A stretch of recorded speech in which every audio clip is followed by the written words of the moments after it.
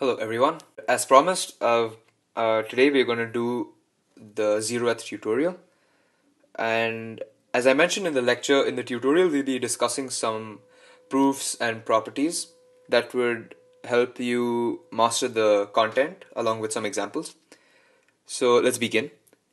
And in the previous lecture, we discussed mainly topics related to the concept of Rn, the scalar product, and the Euclidean norm. So let's start with the set of Rn and some of its properties. So here listed below are some of the properties of the set of Rn. And what I would advise you is that if you try to gain an intuitive feeling for these properties, so you have a plus b is equal to b plus a, which is the commutative property, and a plus b plus c is equal to a plus b plus c. So you're grouping these two vectors. So you're adding these two vectors first and then adding that to the vector a.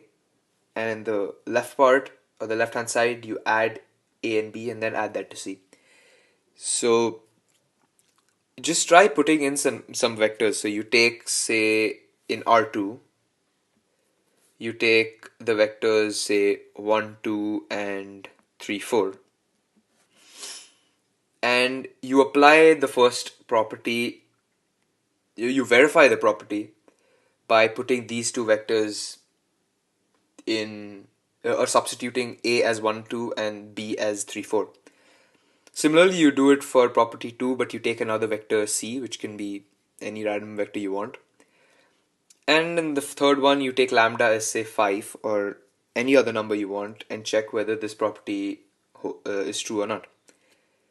And similarly, you do the same thing for property 4 and property 5. So what's important is you should gain an intuitive feeling, but the proof is in the definition of Rn itself. That's what I believe. So, however, there is some logical thinking. For example, if you have a plus b is equal to b plus a, you look at this property. That's a commutative property. So when you do this, you get something like 1 plus 3 and 2 plus 4. So if you substitute a as 1, 2 and b as 3, 4 and you verify this property, the left hand side you'll get 1 plus 3 and as the first component and 2 plus 4 as the second component. And well, I believe that we have an intuitive feeling for the fact that 1 plus 3 is equal to 3 plus 1. So this is equal to 3 plus 1, and the left hand side, the second component, is equal to 4 plus 2. And so if you split this, you get 3, 4, and 1, 2. So we get that 1, 1, 2 plus 3, 4 is equal to 3, 4 plus 1, 2. So if you have an intuitive feeling for these sort of properties in one dimension, so if you have it for just scalars like 1, 2, 5, just numbers, then it's easy to understand that it holds true for vectors of the set of Rn as well. So the first property is the commutative property.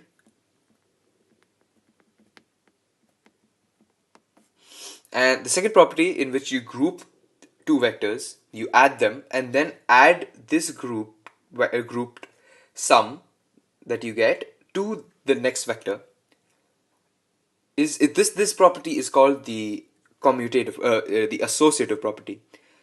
So it basically means that you can choose any two vectors you want. You can group any two vectors out of these three, add them, and then add that to the remaining vector, and you would always get the same result. So pause the video and try to verify all of these properties just by taking random vectors.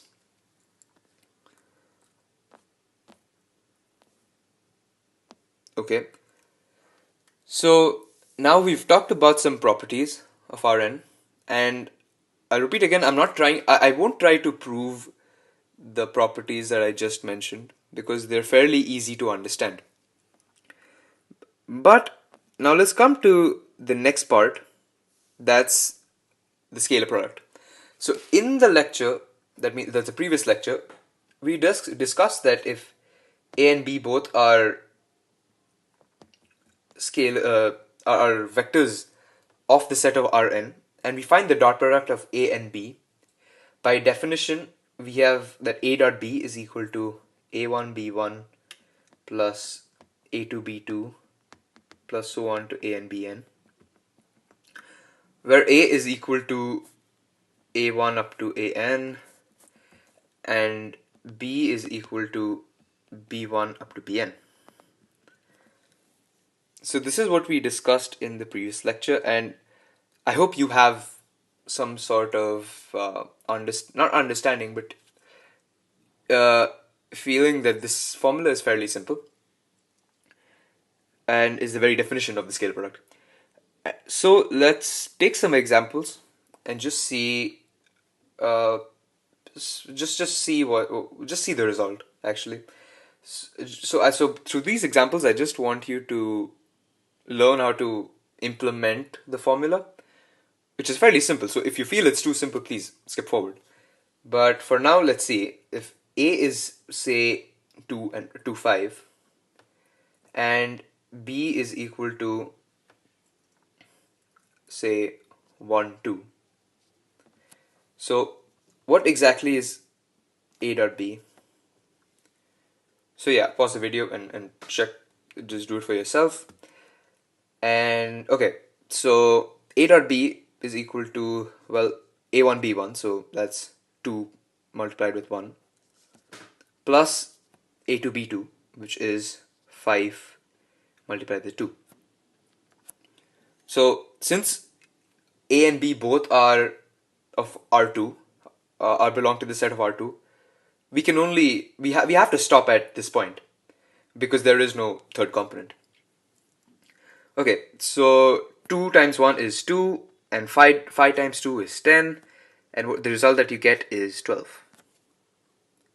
Okay, how about one last example? So we have now we have a vector of R3, so we have 1 2 and 5, and we have to find the scalar product of that with say 3 4 0. So yeah, what's the answer? So let's see. 3 times 1, or rather we'll come to that later. 1 times 3 plus 2 times 4 plus 5 times 0. So that's equal to 3 plus 8 plus 0, which is equal to 11. So if you've got 11 and for the previous one you got 12, then I am pretty sure that you can implement the formula, so it'll come really handy later on. Okay, so that was just looking at the definition of the scalar product. But the scalar product has a few properties which come really handy when you're dealing with it later on in the course. So the first property is A dot B is equal to B dot A. So it's the commutative property. So the order in which you find the scalar product does not matter. The second property is A dot B plus C is the same as finding the scalar product of A and B and adding that to the scalar product of A and C. The next property is in which lambda is a scalar. So you have something like this is equal to something like this. And the next property is that the scalar product of A with itself is always greater than or equal to 0, and it's equal only when A is equal to 0. Okay, so now a natural question would be, well, how do we know that these properties are correct? I mean, there has to be a proof. Without a proof, we can't just say that it's true, at least for these properties. So let's begin proving the first one.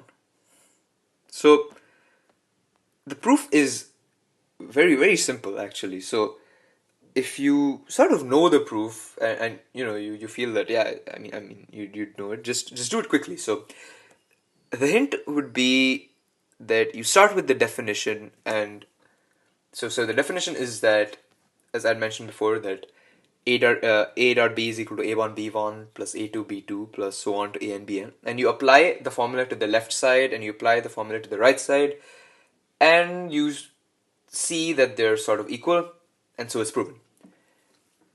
That's actually the general approach for all four of these proofs, and it's usually, I think, the general uh, way to prove a lot of proofs, not only of the scale product but in general in mathematics. Okay, so let's begin with the proof. Pause the video, try it for yourself. If you can't, then well, we'll do it right now together. Okay, so what is A dot B? Well, A dot B by definition is A1 B1 plus A2 B2 plus so on to A and Bn. And B dot A by definition is B1 A1 plus B2 A2 plus so on to Bn An. Well, these two expressions sort of do look similar. The only thing is that A1 B1, that you have A1 B1 over here and you have B1 A1 over here. So question is, are they equal? So well, you have basically you have to see whether A1 B1 is equal to B1 A1. And I think you have an intuitive feeling. I mean, if you deal with normal real numbers, you see that 5 times 3 is equal to 15, and 3 times 5 is also equal to 15. So they are commutative, right? Real numbers. So if A1 B1 is equal to B1 A1, then obviously B2 A2 is equal to A2 B2, and so on. AN BN is equal to BN AN. So we see that these expressions are, these terms are the same. So the sum of the terms will also be equal. So we get something like A dot B is equal to B dot A, which is equal to A1 B1 plus A2 B2 up to so on, up to AN BN. Okay, so that's it for the proof for the first property. Let's jump to the second one, which says that A dot B plus C is equal to A dot B plus A dot C. Okay, now the approach is exactly the same. Actually, you start with the definition and try to prove it for the try to just sort of put the formula in. So let's do that. So we have something like A1 up to AN dot product with B plus C. So I hope you do know what B plus C is. So I'm writing it as B1 plus C1, B2 plus C2, so on to Bn plus Cn. Okay, so what is this equal to? Well, this is equal to, well, the dot product says it should be equal to A1 B1 plus C1 plus A2 B2 plus C2, so on to up to AN Bn plus Cn. And we know that A1 B1 plus C1 is equal to A1 B1 plus A1 C1, and A2 B2 plus A2 B2 plus C2 is equal to A2 B2 plus A2 C2, and so on, AN BN plus AN CN. So we know this. So let's try to sort of compute the right side. So we have something like A1 So a vector A dot product with vector B plus vector A again with the dot product with vector C, which is C1, C2 up to Cn. So once you do that, you notice that you'll get something like A1 B1 plus A2 B2 up to An Bn plus the same thing, but you place B with C. So you have A1 C1 up to A2 C2 plus so on to An Cn. Okay, so now to make it look simpler, we look at this expression here and this expression here. So in the first one, you have A1 B1 here and you have A1 B1 here. You have A2 B2 here, you have A2 B2 here, and so on. You keep on adding, you get something like An Bn, which is also here. So you have all the terms involving the products of a component of A, some actually rather it's A1 A1 with B1, and you have all of those. So A1 B1 A2 B2 up to An Bn. And let's look at the other one, the products with C. So A1 C1, and we have A2 C2. Here we have A1 C1, here we have A2 C2, and we keep on adding them, so we have it, and we come to the end part, which is An Cn, which we also have. So we see that these two sums are equal. So we can say that A dot product with B plus C is equal to A dot B plus A dot C. So we've proven this property. Let's jump to the next one, in which lambda is a scalar. Okay. Same thing, you begin with the definition. So let's begin. So you have lambda times A1, lambda A2, lambda An dot product with B1 up to Bn. So you have something like lambda A1 B1 plus lambda A2 B2 up to lambda An Bn. That's the left side. Now let's do the same for the right side. So you have so A1 up to An dot product with lambda B, so that's lambda B1, lambda B2 up to lambda Bn. So that's equal to, well, A1 times lambda B1 plus, you just do the same thing for An lambda times Bn. And so, well, this lambda is just a scalar.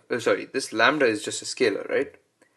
So what you can do is you can take the scalar outside according to the properties we discussed earlier. So you can have this thing is equal to lambda A1 B1 plus lambda A2 B2 and so on, lambda An Bn. So you notice that the left side is equal to the right side. So in this case we were only discussing this portion. Now, as a short assignment, just try to do the same for the right side. It's not very hard. You do the same thing with the definition. Let's jump to the next, and what I believe is the final property, and that's the scalar product of a vector with itself is always greater than equal to 0. So the difference between this property and the other ones is this involves an inequality. So don't get scared when you look at an inequality. You just have to sort of look at the expression and come to a logical answer. Okay, so from the definition, I would ask you first to find the dot product of A with itself. So you get something like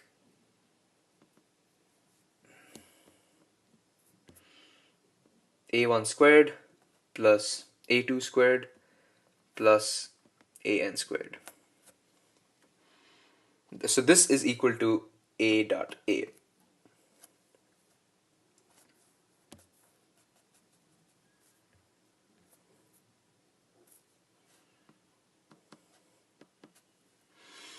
Okay, so A dot A is equal to A1 squared plus A2 squared plus so on to AN squared. Now, if you sit back and just think, A1 is any number. So you have, say, 5 or 6, or minus 5 or minus 3. You square that number. The square of a number will always be positive. So if you have 5 squared, that's 25. Minus 5 squared is also 25. So if you square a negative number, you get a positive number. Mainly because of the fact that minus 1 squared is minus 1 times minus 1, which is 1. So now when you're adding numbers that are greater than 0, that are always greater than 0, so for obvious reasons the result will always be greater than 0. Now the question is, when can this be equal to 0? Now since A1 cannot be negative and A2, all of these numbers cannot be negative, and you're always adding positive or 0, or positive numbers or numbers that are 0. So the only way you can actually get 0 is if all of these numbers are 0.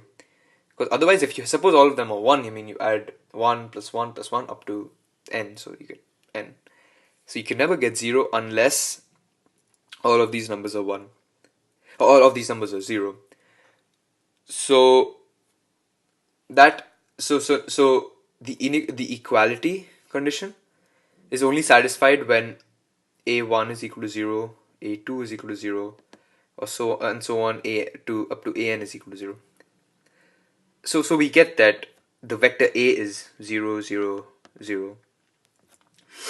And, well, this 0 is often denoted as a 0 which is slightly bold. Okay, so that's it for the proof of this. That's it for the proofs of this entire concept, that's a scalar product. Let's come to the next topic and the final topic that we discussed in the previous lecture, and that's the Euclidean norm. So the Euclidean norm, say the Euclidean norm of A, is equal to, well, by definition, it's the root of the dot product of A with itself, which is equal to root of A1 squared plus A2 squared plus so on to AN squared. Okay, so this was just the definition. Let's take some examples. So try finding the Euclidean norm of the vector 3, 1, 5. Well, what is that exactly? Let's find out. So this is equal to 3 squared plus 1 squared plus 5 squared, which is equal to 9 plus 1 plus 25, which is equal to 9 plus 1 is 10, 10 plus 25 is 35, so root 35. So hopefully you got this answer. So finding the norm is relatively quite easy. It's only a matter of computation. So it's over here and here. You have the computation element of the problem. Now let's discuss some properties which are not really hard. Well, the first property is, actually we've already done the first property. It's just a different way of phrasing, or so a little more, say one more step rather. Okay, so the first property is that the Euclidean norm, if the Euclidean norm of A is 0, then A has to be equal to the vector 0. Or if A is equal to 0, that if that A is equal to, if the norm of A is equal to 0, it's if and only if A is equal to 0. The second property is that if you have a scalar multiplied with a vector and you find the norm of that vector, that's equal to the absolute value. So over here it's the absolute value, and here is just the norm. So the left side, that's this, is equal to this part. Okay, so let's get on with the proof of this, of the first part. So now just use the definition. So all of these proofs till now have involved the definition. So if the norm is equal to 0, what does that mean? That means that the root of A with itself is equal to 0. And well, let's try to square both sides. So we get something like A dot A square root square is equal to 0 squared, which we can say is equal to, which would mean that A dot A is equal to 0. Now, according to the property of the scalar product, if the dot product of A with itself is equal to 0, that means your A has to be equal to 0, according to what we just did. So the proof for this property is really similar to what we just did. So I'm just using what we did before. Okay, so let's go to the next proof. And this proof involves just putting the definition again. So we have something like lambda with a1, a2 up to an, and we find the norm of this. That's lambda a1, lambda a2, so on to lambda an, which is equal to the norm of this vector, which is the root of lambda squared a1 squared plus lambda squared a2 squared, so on to lambda squared an squared. So you can take lambda outside, so you have something like the root of lambda squared a1 squared plus up to an squared. So we have this expression, and well, people would normally say let's just take out lambda, find the root of lambda squared, which is what people would say is lambda, but that's wrong actually. So suppose lambda is -5. So if you take that out, if you take so wait, let's try to just look at this expression. So if you take the root of lambda squared, what is it exactly? So lambda squared is always a positive quantity, remember that. And the root of a positive quantity will be positive in this case, right? Well, if you think about it, you get something like 25, and we know that the square root always gives a positive result. So when we find the square root of lambda squared, our answer should be a positive number. However, there is no condition on lambda. Lambda can be a negative number as well. So to make lambda a positive number, or to make that part a positive number, we say that this portion, the left side, is equal to the absolute value of lambda, because this is always greater than 0. So this expression reduces to the absolute value of lambda times the square root of a1 squared plus so on to an squared. And we know this expression, we just learned it in the previous lecture. That is the norm of A. So we've done this proof as well.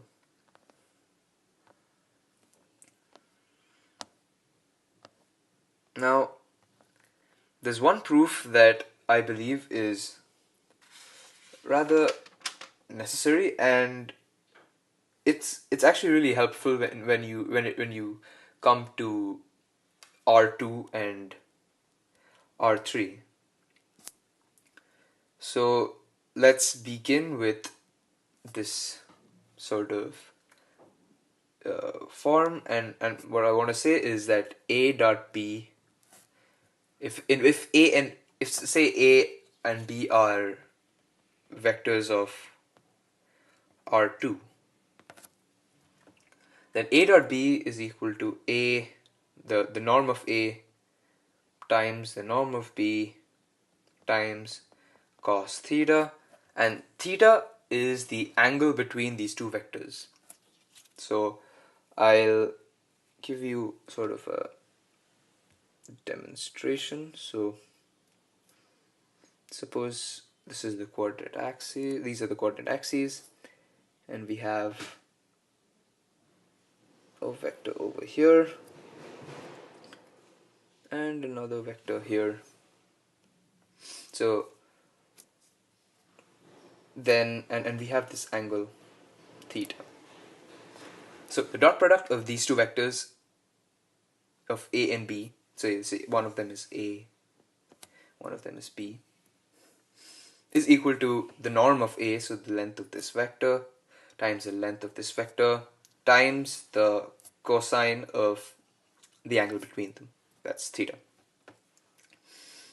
And when I say the angle between them, theta, I mean the angle taken from one vector to the other. Okay, so let's try to prove this this form of evaluation. So I'll just draw that again actually. So to prove this, I'm going to use something called the law of cosines. So if you know the law of cosines and you know the proof, it's really simple. It's just another way to look at the law of cosines. But first I'm going to prove the law of cosines because I believe many people don't really know the proof. So I'm going to start by taking a vector A, but before I actually begin with vectors, I'm going to take a triangle. Okay, so I have this triangle, and this is point C, this is point B, and this is point A. The side opposite to the vertex, say A, I'll denote it as small a. The side opposite to the vertex capital B, I'll denote it as small b, and this one will similarly be small c. And this angle is theta.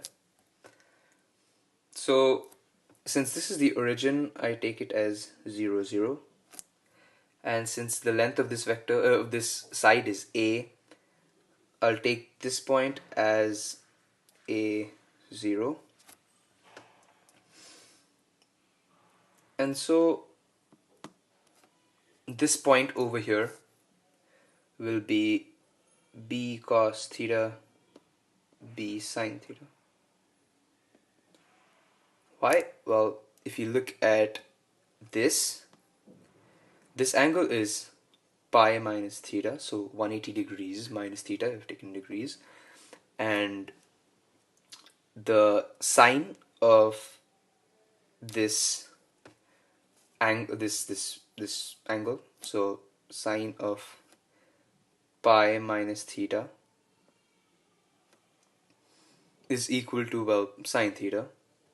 And what is it exactly equal to? It's equal to this side which we want to find, just say x divided by the hypotenuse, which is in this case b. So then we have that x is equal to b sine theta, and we know that x is the y component of this point. So I should have actually written x as y. It would have cleared some confusion, but yeah, it's the y component in this case. As for the x component, you do the same thing. Now, the only thing you have to see is, well, if you find the cos of this angle, you do it in a similar fashion like we just did, and you come to the same result. However, I want to actually see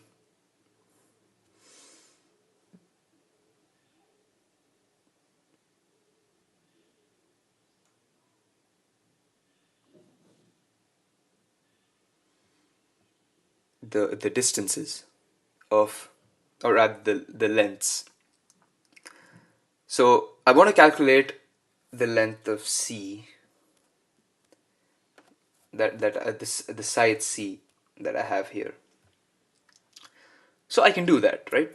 So using the so-called distance formula, I find that the length C, or rather C squared, is equal to b squared sine squared theta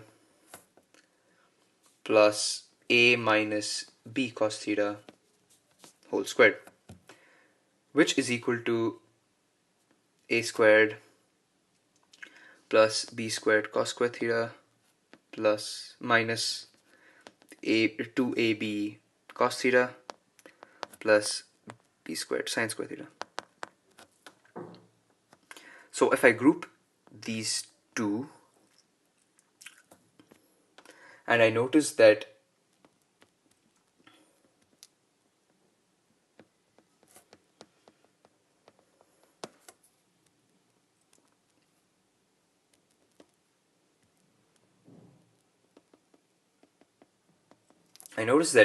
sine squared theta plus cos squared theta is 1.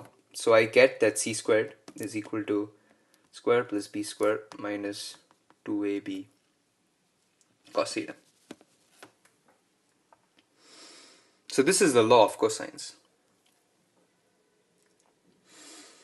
Now, how do we use the law of cosines to show our to show that the dot product of a and b is equal to the norm of a dot with the norm of b times the cosine of the angle between them? How do we do that?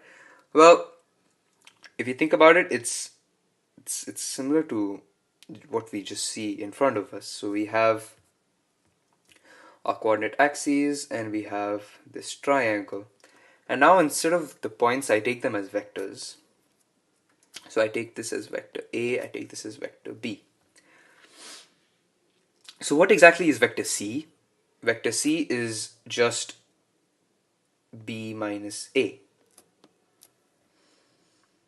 So C squared is the length squared of this vector. And we know the length is in 2 dimensions, it's the norm. So we have the norm of B minus A is equal to, well, the norm of A, which is A squared, plus the norm of B, sorry, these all are squares, minus, well, 2 times this expression. And now we try to find what B minus A, the norm of B minus A squared really is. So according to the definition of the norm, it's B minus A dot product with itself and a square root squared. So we can cancel this out. So we get something like, if we evaluate this thing, we get b dot b plus a dot a minus 2a dot b. So, and this is equal to b dot b is norm of b squared, and this is norm of a squared minus 2a dot b. And now you merely equate these two expressions. So you get norm of b squared, no, norm of b whole squared plus norm of a whole squared minus 2a dot b is equal to norm of b whole squared plus norm of a whole squared minus 2 norm of a times norm of b times cos theta. Okay, yeah, and then you get the expression a dot b is equal to magnitude of a times the magnitude of b, or the norm of b, times cosine of the angle between them, which is theta. Okay, so that's it for today's video, today's tutorial, that is tutorial 0. Uh, in the next lecture, or next video, which is going to be a lecture, I'm going to begin with the contents of the course. So I'm going to begin with parametric functions, and it's going to become more complicated. So this week was, I think it was easy, and I hope it's easy. And well, now I'm going to begin with the contents, and it's going to become more complicated. So it would be a nice idea to just spend more time uh, and become more familiar with the concepts. So yeah, that's it for this video. Thank you for watching. I'll see you next time.